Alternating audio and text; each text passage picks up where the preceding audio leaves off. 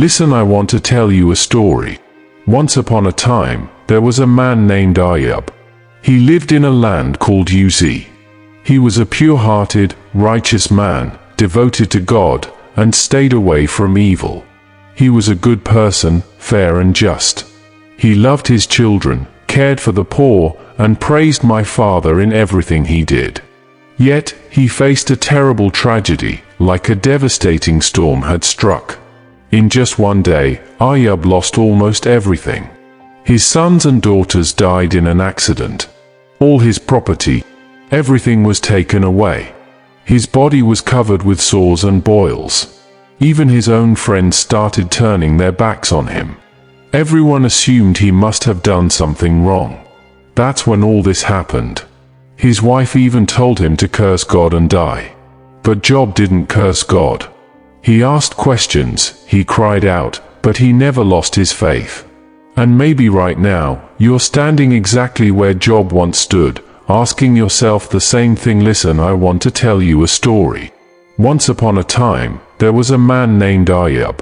He lived in a land called Uz. He was a pure-hearted, righteous man, devoted to God, and stayed away from evil. He was a good person, fair and just. He loved his children, cared for the poor, and praised my Father in everything he did. Yet, he faced a terrible tragedy, like a devastating storm had struck. In just one day, Ayub lost almost everything. His sons and daughters died in an accident. All his property, everything was taken away. His body was covered with sores and boils. Even his own friends started turning their backs on him. Everyone assumed he must have done something wrong. That's when all this happened. His wife even told him to curse God and die. But Job didn't curse God. He asked questions, he cried out, but he never lost his faith. And maybe right now, you're standing exactly where Job once stood, asking yourself the same thing. Why do innocent people suffer? Why do the wicked thrive, while the righteous break down? I hear this question over and over, and I know why this question weighs heavy on your heart, because living trapped in a body bound by time on this earth, pain feels like injustice, and success often seems to go to the wrong people. You see murderers getting rich. You watch kind-hearted people suffer from cancer. Your honest neighbor, why do innocent people suffer? Why do the wicked thrive, while the righteous break down? I hear this question over and over, and I know why this question weighs heavy on your heart, because living trapped in a body bound by time on this earth, pain feels like injustice, and success often seems to go to the wrong people. You see murderers getting rich. You watch kind-hearted people suffer from cancer. Your honest neighbor loses his job while the liar gets promoted, and seeing all this, your soul screams out, "Is this justice?" But listen closely. I haven't forgotten Ayub. My Father didn't abandon him. After all, when everything is over, Ayub's faith was definitely shaken, but he was still alive. And after that storm, what he realized was more valuable than wealth or health. He said, "I only heard news of you through rumors, but now my own eyes see you." Ayub's suffering didn't destroy him.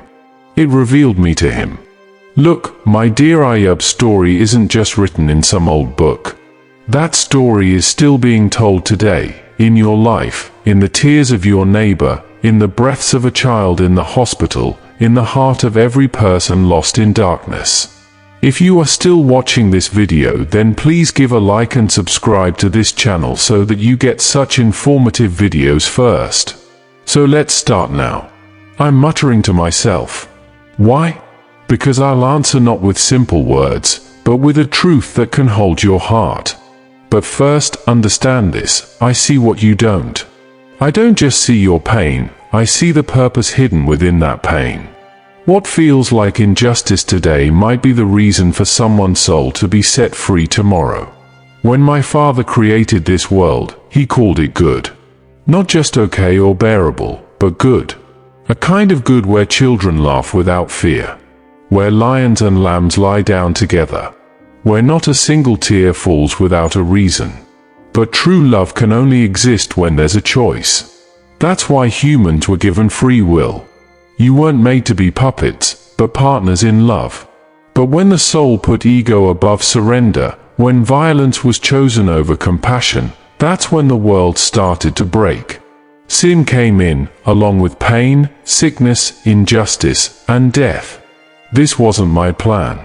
But now you're in this broken world, where rain falls on both the good and the wicked, where innocent people die from diseases like cancer while corrupt folks fill their pockets and gain respect.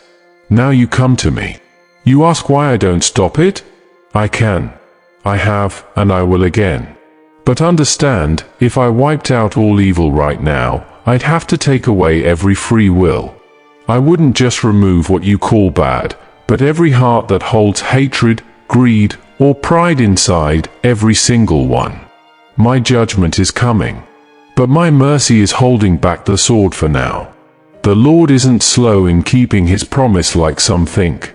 He's patient with you because he doesn't want anyone to perish, but wants everyone to repent. Got it? You. If you think my silence means weakness, it's actually my mercy. I'm waiting because I want to save more souls and change hearts. When the world was broken, I stepped right into it. I left the throne of heaven and took on pain just like yours. I was born in a manger, walked dusty roads. I wept with those who mourned. I touched the outcasts. I ate with the rejected, and finally, I was nailed to a cross. Mocked. Naked, drenched in innocent blood. If you're looking for someone who understands unfair suffering, that's me. Look at my face. I didn't come to erase your pain. I came to give your pain some meaning. Your suffering isn't pointless. Your struggle hasn't gone unnoticed. Not a single tear that fell from your eyes escaped my hands. You often look at the world and say, that guy lies but still became a leader. That woman cheats but is still prosperous. I work honestly. I love the truth. I give with an open heart. And yet, I'm still in pain. You've mistaken comfort for a blessing, strength for grace, and wealth for success. But my kingdom isn't measured like the world measures things. I once told you a story about a rich man and a beggar named Lazarus. The rich guy wore silk clothes, ate royal meals every day, and lived for all the worldly pleasures. Lazarus, covered in sores, lay at that man's doorstep, starving for scraps of bread. Then death came, and everything changed. The rich man ended up in torment, and Lazarus found heavenly peace. See, what looked like success was actually a trick, and the suffering you saw was hiding golden glory. I've never told you this before. Don't chase after success in this world. I told you to take up your cross and follow me. I said, blessed are those who are spiritually poor. Blessed are those who mourn. Blessed are those who suffer because of righteousness. The path of a righteous person isn't flashy. It's narrow, tough, and often feels lonely. But this is the path that leads to life. Bad people might seem happy for a while. But what's a few years of luxury compared to eternity without me? Now ask yourself, if anyone. What good is it to win the whole world but lose your own soul? Success without me is no success at all. It's like a dead man wrapped in gold. So when you see someone succeeding through wrongdoing, don't be jealous. Pray for them. Their soul is in danger. And when you suffer while doing good, be happy. Not because pain is easy, but because your suffering isn't in vain. I am close to those with broken hearts. I'm with you even in the fire. I see you even when the world ignores you.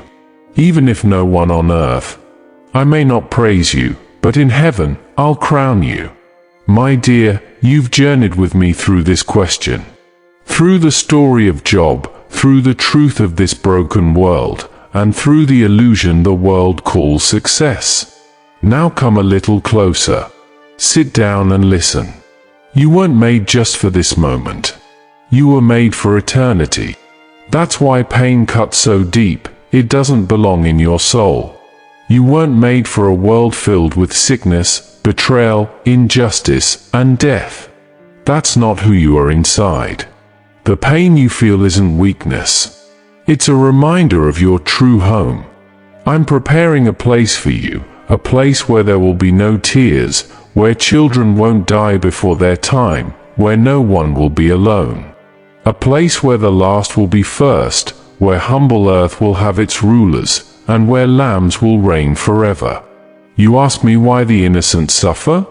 I say they won't suffer forever. I'm not slow to answer. I'm making a new heaven and a new earth, where justice flows like the ocean. The waves will keep flowing, where sorrow turns into joy. Until that time comes, I walk with you. When you cry, I'm right there with you. When you get angry and question me, I still hold on to you. When you can't take another step, I carry you. I'm not just the God on the throne. I'm also the God who's wounded. Do you see my hands?